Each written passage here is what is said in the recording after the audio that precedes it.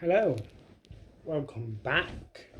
Um, Today I'm going to be talking about my the season 2 review of Wentworth, and I'm going to be talking about what went on, what happened, good parts, funny parts, anything basically. And yeah, so obviously season 2 we got Joan Ferguson come in. Joan Ferguson comes in as the new governor. Uh, Sorry if I look shattered because I am absolutely tired.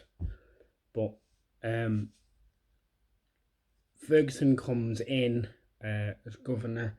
Bee's in isolation after killing Jax. We learn that she's got 12 years for manslaughter. The original charges for her assault on Harry Smith have been dropped by the courts or by the police, I think, but they've been dropped. So Frankie is the new top dog, and yeah, things are about to get nasty. So obviously at the start, Ferguson walks in. She follows Sky to the laundry room, and Ferguson sort of Ferguson tells all the officers to search the baskets, just everywhere. Just turn things upside down and just have a look because there can't be any drugs in Wentworth. We then go to, and then all the officers say that there's nothing at all. Ferguson then puts her foot up against a trolley and kicks and topples it over. She then puts her gloves on, not her black gloves yet, but she puts some rubber gloves on and she bends over and she grabs some drugs, and she looks straight at Sky and she says, "Slot her." They drag Sky away and she's like, "Oh, I didn't fucking do it. It wasn't fucking me," which we all know it was you. It was her. She's the one who did it. Also, I'm not going to be talking about everything that happened every second, but we also got a little bit of a relationship between started to see a bit of a relationship between Nash and Doreen. So obviously, Ferguson has given Doreen permission to do this garden project for the women, just to help them relax, chill out, and stop them getting into trouble. So she's done this to help them, and now, and all these prisoners from Walford Prison, wherever that is, have come into Wentworth, and they've helped the women of Wentworth build this project that Doreen's the manager of. And it's just really cute because Doreen and Nash have this really nice bond against each other. So they kind of have moments where you kind of see them get really close to each other. You kind of see, they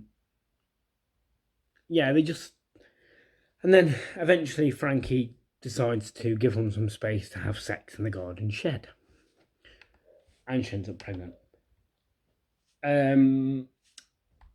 Before obviously I get to that bit and that bit, we also have,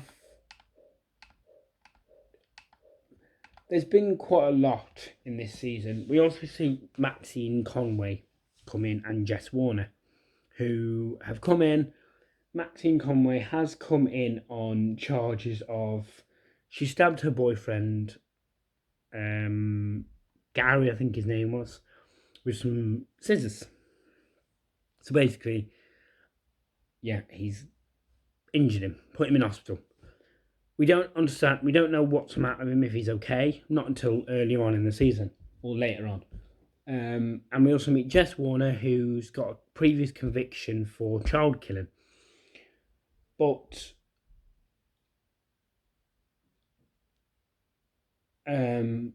obviously B has been told, Simo has told B that the Holts have ordered a hit on B for someone to come into the prison and brutally murder her for what she did to Jax.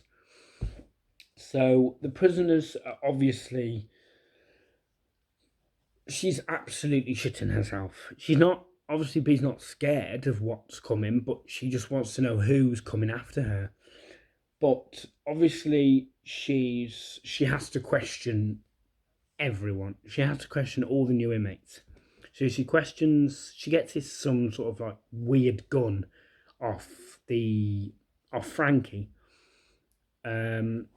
And Maxine, and she not Maxine, and she goes into Jess's cell at night, and she puts her hand over Jess's mouth, and she says to Jess, and she says, you know, what are you in for? What's hidden in your profile? Who sent you and all that. And she's like, I don't know any of these Holts. I don't know what you're on about. So obviously, Thingy believes you. Obviously, B believes her and says, oh, just leave it. And then B leaves the cell, and Jess starts crying as she's going back to sleep. She starts crying. And then, obviously we'll skip forward. She questions all the others, and B's in the shower. She's having a shower, just acting normal, just having her daily wash and everything. Sorry, but and then all of a sudden you see a shadow. You see someone come in with, you see like it moves to like the next shower block, and there's like a bandage, like a leg bandage on the floor, and there's not nothing. There's no one there. You then see someone walking towards with a knife. They open the shower curtain and go to just attack B, start attacking her and start shivering her and everything. They have a bit of a fight, and B knocks the shiv or the gun or whatever it is out of the woman's hand. She then she chucks B on the floor, and B's sort of like, looks like she's swimming on the floor to try and get it. And she's like, sort of like trying to like get to it, like crawl to it. And then you see the woman gets on top of B, grabs it, turns her over, grabs the gun or whatever it is, and goes to like push it down, gets the shiv, goes to push it down on B. All of a sudden, things change, which I didn't think would. Things change, and you see someone grab the woman that's on top of B by her hair, grab her, pull her up, and punch her in the face. And she just falls on the floor, and she's knocked out. Spark. And they have such an incredible bond, and I love it. Also, we see towards the end of the season, we see B and Frankie having a bit of a tension. She says, "Oh, bring your shiv. I'll see you after lunch." So obviously, B is now going to. B's going to start her plan. Let's just say. So yes, B starts her plan, and they start fighting. Frankie and B start fighting in the laundry room, just out the blue, and yeah, they start fighting, just out of nowhere. And obviously there's a big fight going on. It's between her and B. No other women can get involved. All the women are shocked to see how much Ferguson, not Ferguson, how much B can actually fight, or how much Frankie. So B, God, I can't get my words out today.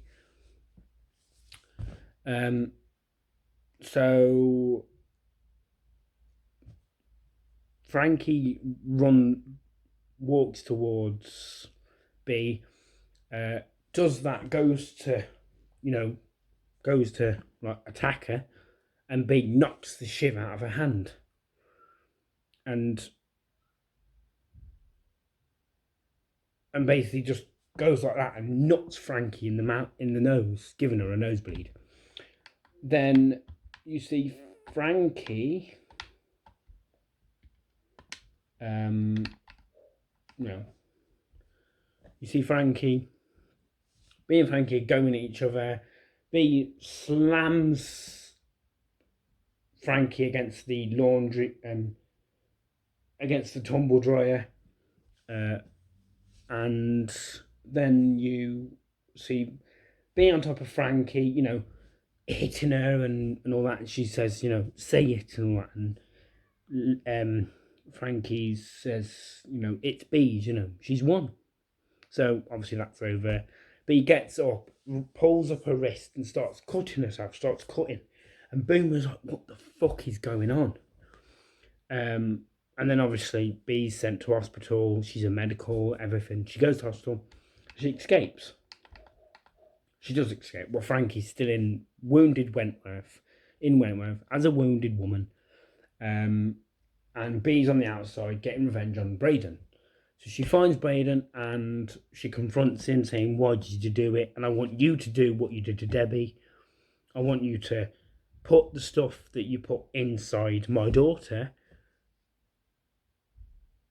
in you, because I want you to know how it made her feel. So she threatens him. She was like, do it, you fucking bastard, or something like that. I actually loved this B, because how much she was a massive... She came in season 1 and she was vulnerable. Vulnerable as fuck. She killed Jax at the end of season 1, and she's tougher than ever. But we then see, obviously, she's like, oh, and then B's like, do it, or I will shoot you. Basically, I will kill you if you do not do it. And he's like, you'll have to shoot me then. And he's like crying, everything. He's like, I can't do it. So, and just as she's about to pull the trigger, Mr. Jackson walks in and says, B, you've got to stop this. Debbie wouldn't want you to do any of this. Debbie would want, she'd want you to put the gun down, and she wouldn't want any of this. And then Will says, put the gun down, let Braden walk out of here, because otherwise you're going to be inside for the rest of your life. We then see Braden gets up, goes to walk out. B puts the gun, lowers the gun, and she basically... And I knew that she was going to shoot him when I first watched this season, because I thought, she's not going to let him walk out that fucking building. She's not going to let him walk out the building. Not at all. She is going to kill him. Whatever it takes, she is going to kill him. She's not going to give a shit what he's done. She just wants him dead. That was her main focus for the start of season 2. So, obviously, as Braden, I'll carry on.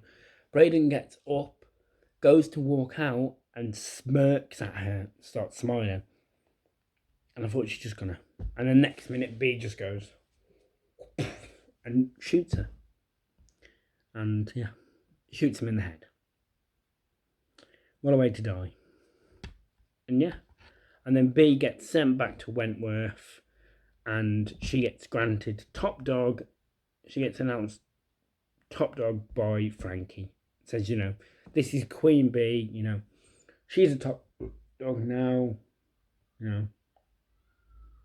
And she walks up to B and says, they're all yours. And B is looking at everyone, all the women, everyone. So now B is definitely top dog. So yes, guys, that was my season 2 review and what happened in season 2. And yeah, I will be doing my season 3 one very soon. So, bye.